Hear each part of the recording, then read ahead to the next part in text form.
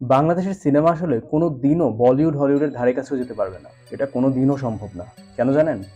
কারণ একটা দেশের যে কোনো ইন্ডাস্ট্রিকে চাঙ্গা করতে হলে ইন্ডাস্ট্রির সাথে জড়িত সবার কোলাবোরেশন প্রয়োজন। সবাই মিলে একসাথে চেষ্টা করলে কেউ তাদেরকে দমাতে পারে না।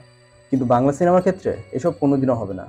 কারণ আমার দেশের মানুষের নিজেদের মধ্যেই কোনো মিত্রতা নেই। অন্যকে ভালো করতে দেখলে আমাদের গা জ্বলে ওঠে, উঠে পড়ে লেগে যায় ওকে নিচে নামানোর জন্য।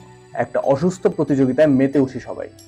এই তো সম্প্রতি শাকিব খানের তুফান সিনেমার টিজার আসলো, কি দুর্দান্ত চমৎকার একটা টিজার।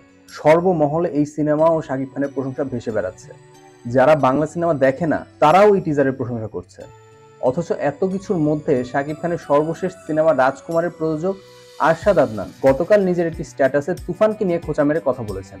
তিনি তার স্ট্যাটাসে তুফান সিনেমাকে নকল বলে ইঙ্গিত দিয়েছেন। এখন অনেকেই হয়তো বলতে পারেন সে তুফানকে ইঙ্গিত করে কিছু বলেনি, অন্য কিছু নিয়ে কথা বলেছে, কিন্তু ওনার এই স্ট্যাটাসের আগে নির্মাতা রায়হান রাফির একটা স্ট্যাটাস দেখলে মনে হয় আর কোনো সন্দেহ থাকার কথা না। এদিকে শাকিব খানের পরবর্তী সিনেমা দরদের নির্মাতা অনন্য মামুন, যিনি বরাবরই শাকিব খানের সিনেমা নিয়ে কথা বলেন, প্রমোশন করেন, আজকে তিনিও মুখে কুলু পেটে বসে আছেন। তুফানের পোস্টার তার আইডি থেকে শেয়ার করেছিলেন তিনি, কিন্তু টিজার নিয়ে এখনো কোনো কথা বলেননি। যাই হোক, ওনার কথা বাদ দিলাম, কারণ নেগেটিভিটি ছড়ানোর চেয়ে চুপ থাকা ভালো। সো ধরে নিলাম উনি শুভাকাঙ্ক্ষী। তবে আরশাদ আদনানের মতো একজন প্রযোজক এই মন্তব্য কিভাবে করে আমি ধরতে পারি না। আর উনি যদি মনে করেন যে এই মন্তব্য করায় ওনার মর্যাদা খুব বেড়ে গিয়েছে, তাহলে সেটা ভাবা হাস্যকর। উল্টো শাকিব খানের ভক্তদের কাছেই উনি আরো ছোট হয়েছেন। কারণ নির্দ্বিধায় তুফানের মেকিং অ্যারেঞ্জমেন্ট ওনার বিগত দুটি সিনেমা রাজকুমার এবং প্রিয়তমার চেয়ে অনেক বড়। এরপরেও সাকিবিয়ানদের শাকিব খানের প্রতি ভালোবাসা থেকে রাজকুমার ও প্রিয়তমা ভালো ব্যবসা করেছে। কিন্তু আজকে তুফানের বিরুদ্ধে গিয়ে কথা বললে এই সাকিবিয়ানরাই ওনার সমালোচনা করা শুরু করবে। ইদানিং কলকাতায় দেখবেন তারকা এবং নির্মাতারা একে অন্যের সিনেমার প্রমোশনে এগিয়ে আসছে।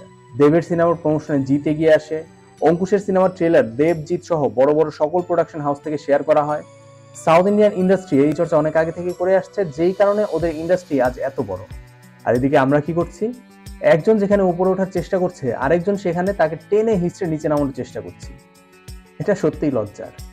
আমার মনে আছে ছোটবেলায় পরীক্ষায় খারাপ করলে মা যখন বকা দিত আর আমার কোনো এক বন্ধু যে ভালো করেছে তার সাথে তুলনা করতো, তখন আমি বলতাম ও নকল করেছে, অন্যেরটা দেখে লিখেছে, অমুক স্যারের ছাত্র তাই বেশি মার্ক পেয়েছে, ইত্যাদি ইত্যাদি। নিজের খারাপ ঢাকতে আরেকজনের ভালোকে কলঙ্কিত করতাম। তবে একটা বয়স পর এসব ভাবলে হাসি পায়। আর আজকের দিনে আশেপাশে কেউ যদি ভালো কিছু করে তখন তার প্রশংসা করি। আর একটা প্রতিযোগিতা তৈরি হয় এই সেন্সে যে আমিও ওর চেয়ে ভালো করতে পারবো, তো চেষ্টা করে দেখি। কিন্তু আমাদের দেশের নির্মাতারা মনে হয় তাদের শৈশব এখনো পার করে আসতে পারে, তাই অন্যের সাফল্য দেখে হিংসা করে এই ধরনের হাস্যকর মন্তব্য করে। এসব দেখতে সত্যিই খারাপ লাগে। আর এসব ঘটনা যেন চোখে আঙুল দিয়ে দেখিয়ে দেয় যে কেন আমরা এখনো অন্যদের চেয়ে পিছিয়ে। চলচ্চিত্র ইন্ডাস্ট্রি এই নোংরামি এবার বন্ধ হোক, সবাই মিলে একসাথে এক হয়ে কাজ করে এই ইন্ডাস্ট্রিকে বিশ্বের অনন্য এক উচ্চতায় নিয়ে যাওয়ার চেষ্টা করি আমরা। বাংলা সিনেমা ইন্ডাস্ট্রির জন্য তুফান ভালো কিছু নিয়ে আসুক, এই আশা রাখছি। So this is all from my side.